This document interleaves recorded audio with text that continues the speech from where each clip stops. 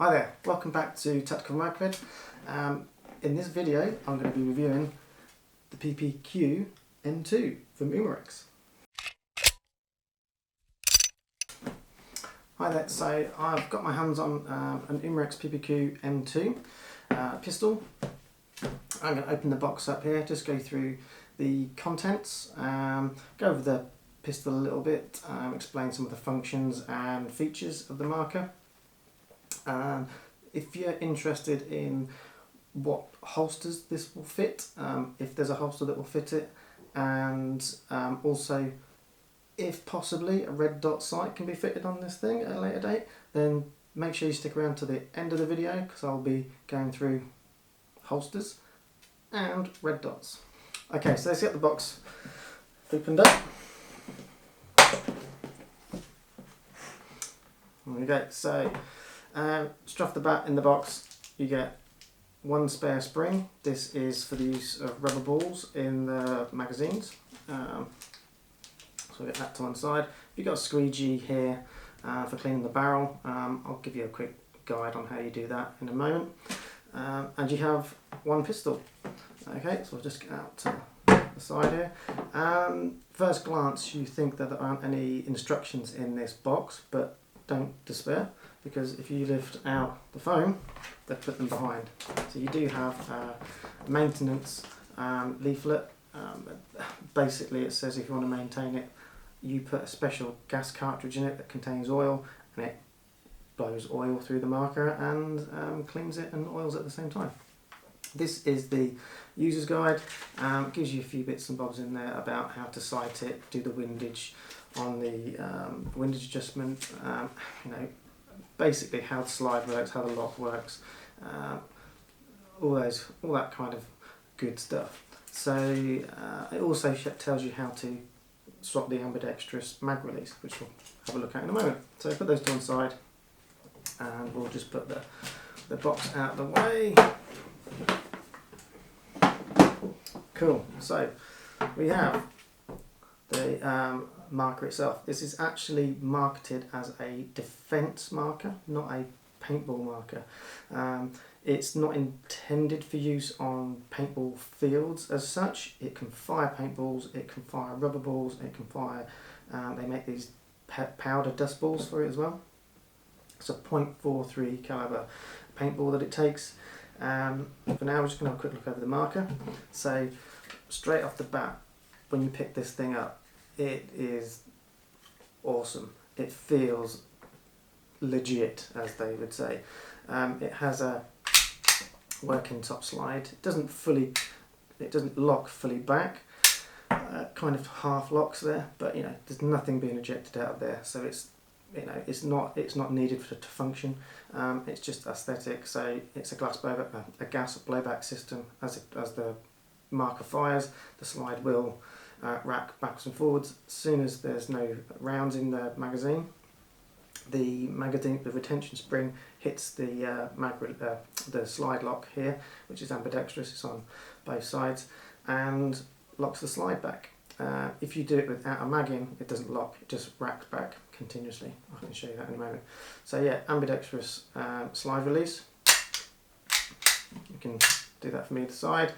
So if you're lefty or a righty, I'm a righty, so don't have to change anything on this at the moment. We've got the safety, the trigger safety as well.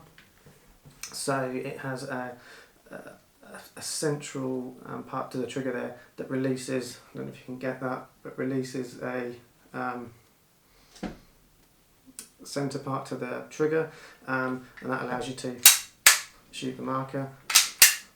If you do that just pressing on the outside of the trigger, it won't allow the trigger to be pulled. So it's a built-in safety feature similar to the real steel equivalent. So that's all good. On the top here we've got some quite bright sights. They're pretty good sights actually. You've got a windage adjustment here, so you can turn it right to move it, turn it right to move it right, and left to move it left. I believe that's how it works. You've got some writing on here. It's the T40 is the brand of the marker. They make these for Umarex, and .43 is the caliber.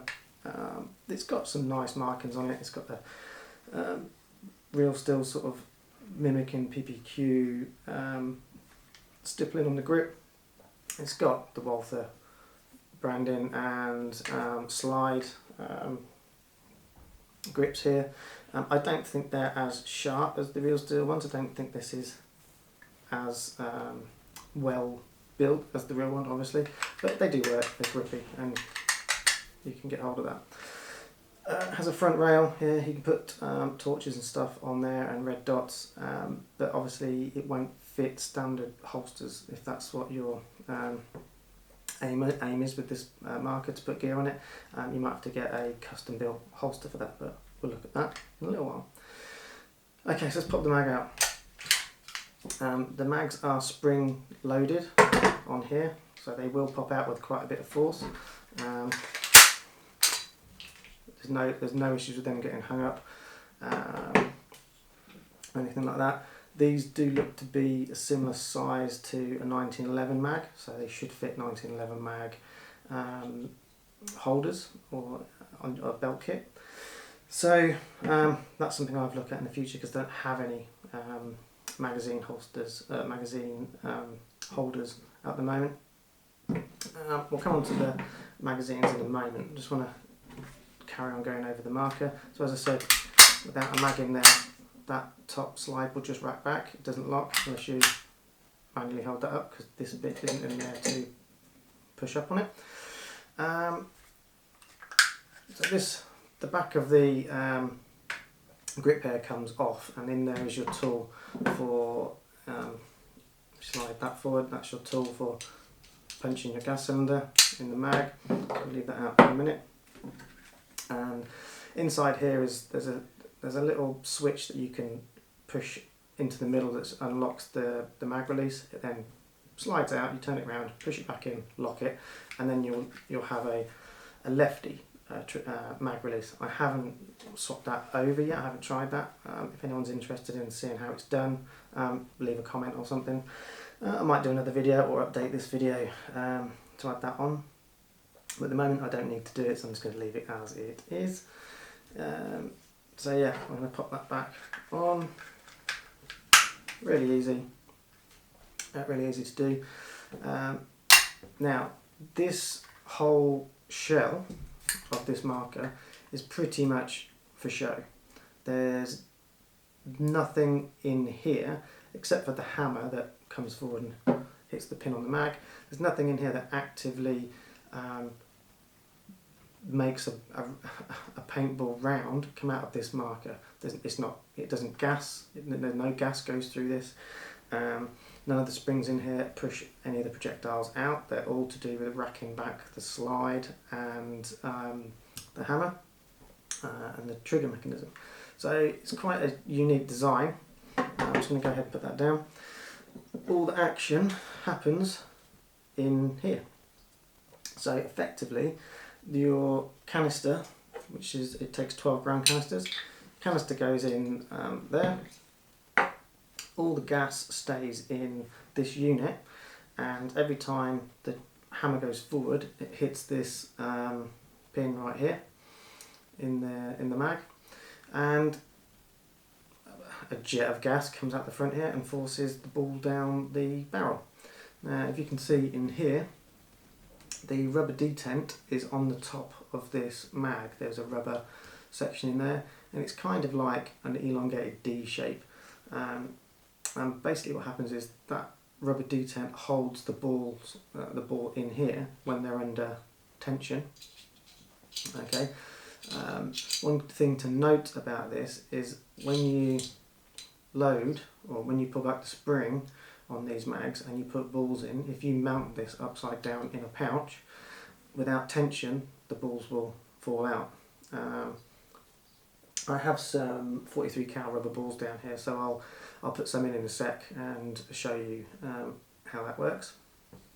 But effectively, all the workings of the gun that project paintballs out of this marker, or projectiles out of this marker, all resides in here. The valve and everything is in this top section here. So if you break the mag, the gun doesn't work. Okay. And everything you service is purely in here. There's some springs and stuff in here you can service. You can strip these down, and I probably will do that at some point and show you. I've got some plans for this. I might have alluded to at the start of the video, but we'll cover that in a sec. So yeah, what I'll do, I'll just go ahead and put some paintballs in here and just show you what I mean by the retention. So I won't completely fill the mag, or I might actually end up completely filling the mag, but we'll see. So it's really easy, it says, dropping on to load these up. Put that in there. It isn't 1, 2, 3, 4, 5, 6, 7. Well, there's one. It's one short. There's 7 in there. So with that pin still locked down underneath, if you invert the magazine, all the rounds fall out. So if you're stowing this away, what you need to do is release that, and the pressure holds them in there. Now, I haven't personally tested this yet, but what I've heard is that doesn't affect the rounds too much. So you can get away with having tension on here without dimpling the rounds too badly. So if you left it in there overnight, they'd dimple. If you leave these rubber balls in for, you know, the day or the night, overnight, they will dimple the balls. So, but for the length of the game, you know, if you're concerned about it when you come out of the game, you can take your mags out, take the pressure off, and leave them till you go back in the game, or just make sure you shoot all your paint each game. Have some fun with your pistol. So that's the mag. I am going to just take these out of here again, because I'm going to put it back in the mag. There we go. So what I also want to show you is kind of how these work together and how the rounds get shot out the barrel. It's quite interesting. I'm a bit geeky. It is quite interesting. So if I actually have to take that out. I'm going to move up to the other camera. So effectively in here, if I pull that slide back, when you pull the trigger, the barrel, the inner barrel comes back. Okay, can you see that? There we go. So the barrel comes back, and that elongated shape goes into the top of the mag, closes on that D-shaped detent to create a seal, and then the ball is in the barrel. And then it obviously click, the valve is hit and the ball's shot out the end of the barrel. So it's pretty cool. I've never seen anything like that on anything paintball related. This is obviously it's not a paintball as such, it's a defence training marker. So that comes, the trigger pushes the barrel into the mag, the hammer hits the valve, the ball goes out. Okay, so it's pretty cool. Another cool feature to this marker is that I need to put some more balls back in the marker. Let's put 3 in there, 4. Okay, so with Magford paintball markers in general, apart from some branded ones that have a system that stop this problem, I have an FSC. When you unload that with rounds still in it, with paintball still in the mag, you lose 2. One from the breech and one from the gap between the breech and the mag, because it doesn't close fast enough to stop the ball coming out. Good thing with this is everything's contained in that magazine. Nothing's actually in the barrel until you've pulled that trigger. You pull the trigger, it then puts the round in the barrel. So everything stays in the mag, so you can put that in and out all day long, and the balls stay in the mag. Pretty cool, huh? So if you're doing any kind of transition drills between marker, your rifle and your pistol, and you're doing things with spare mags, I have another mag over here, you can do 1 shot, mag change, 1 shot, mag change, without having to worry about paint dropping out of your pistol, your mag, and or being stuck in the pistol and being jammed in when you change your mags. So it really is a great system for defence training, like they allude to on the packaging and what they're intended for. I really like this pistol. I can't wait to get to grips with it, get out there and do some shooting drills and tests and things like that. Looks really cool. So thanks for your patience in this video. I alluded to magazine holster, pistol holster earlier in the video, and red dots, possibility of red dots on here. So I'm going to go over that now. So if you've got one of these, or you're thinking of getting one of these, and you don't know if you can get holsters for them, or if you're going to have to get one made or something like that, fear not. So this is a holster made by IMI Defence. You can pick these up on Amazon, IMI Defence, and comes with a bunch of different attachments that you can put, drop legs, you can put them on mollies, belts, a drop leg here. You can actually get a belt pistol magazine holder as well on here. I haven't got one of those yet. I might look to get one of those. I might get a Kydex magazine holster. So anyway, does it fit, and should you get one? So first off, does it fit? Yes, it does. It's really good. So it's not going to fall out of there, and it has this push release. So as you draw on the pistol, you hit that release with your finger.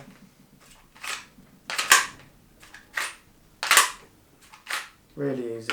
It's really nice, really smooth. There's no noticeable wobble. It's not going to rattle, you know, as you're running along. It's not going to fall out. Really like this holster. It's compact, it's small, it's going to go on my belt. I have a belt kit that I use.